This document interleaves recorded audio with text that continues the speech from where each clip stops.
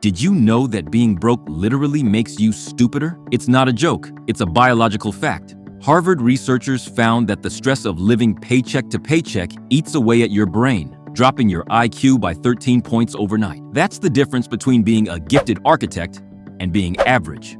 While you're out there trying to manifest success, the math in your bank account is physically shrinking your brain's ability to think. You aren't lazy. You aren't unmotivated. You are malfunctioning. You are living in a psychological prison where the walls are made of bills and the floor is made of just enough. But there is a kill switch for this parasite. There is a specific number that stops the brain rot and unlocks your real potential. It's not $1 million. It's 20,000. I'm going to show you how to buy back your brain. Welcome to Rise Theory. Let's deconstruct the hardware. Protocol 1. The IQ parasite. Most people think money is just for buying toys or fancy shoes, but the architect knows the truth. Money is brain fuel. Think of your brain like a super fast gaming computer. You have a certain amount of power to play the game of life. But when you have $0 in the bank, 80% of that power is stolen by a tiny, angry part of your brain called the amygdala. This is your scare center. It's like trying to play the newest, coolest video game on a dusty old computer from the 90s. You're laggy, you're glitchy, you make bad choices, you yell at your friends for no reason. You take the first okay job you find, even if it's boring and mean, because your brain is screaming that you're about to starve. This is the scarcity glitch. When you're in this mode, you're just a pawn. You can't plan for next year because you're terrified of next Tuesday. You stay in places you hate because leaving costs too much. You're stuck in a cage, and your rent is the lock. $20,000 is the key. It's the exact amount of oxygen your brain needs to stop worrying about the fire and start looking for the exit. When you hit that number, the scare center finally shuts up. The power goes back to the CEO part of your brain, the part that wins. Suddenly, the brain snatcher dies. You start seeing secret moves you couldn't see before. You start seeing life as a game you can actually win, instead of a monster you're hiding from. You aren't just saving money, you are rebooting your soul. Protocol 2, the Hitori shield. Now let's talk about being a ghost. Society thinks if you stay home, you're boring or lonely. They suggest you're one bad day away from a villain origin story.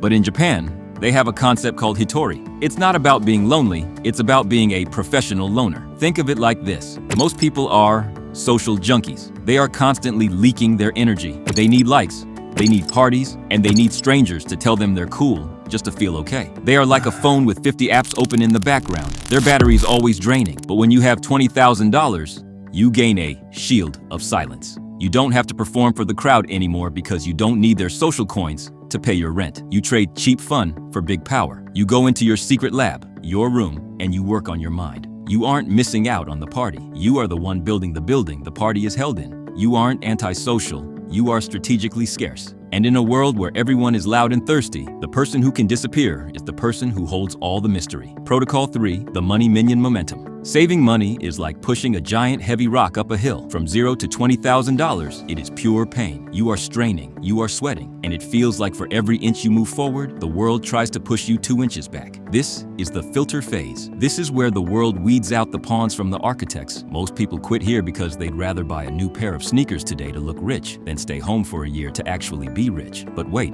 once you hit that $20,000 mark, something magical happens in the universe. You've reached the top of the hill. Now, gravity switches sides. It's no longer your enemy, it's your best friend. Your money starts making its own babies. We call these money minions. To get your first 20K, it took a long time and a lot of no's. But getting the next 20K, it's way faster because your minions are helping you push. You're doing the exact same work, but the results are doubling. Eventually, you aren't even pushing the rock anymore. You're sitting on top of it, eating snacks, while it crashes through every obstacle in your way. That is the power of the momentum threshold.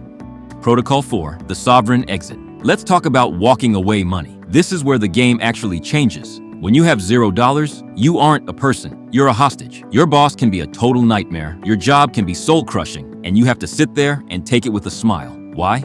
Because you're tethered to that paycheck like an IV drip. But $20,000? That's your oxygen tank. Suddenly, the power dynamic flips. You aren't negotiating from a place of please. You're negotiating from a place of maybe. You can look a toxic situation in the eye and say, I don't need this. This doesn't mean you quit your job and move to the woods. It means your posture changes. You walk differently. You speak differently. You become an anchor in a world of drifting leaves. When you don't need the validation, you become the most attractive person in the room. You've moved from being a pawn on the board to being the person holding the controller.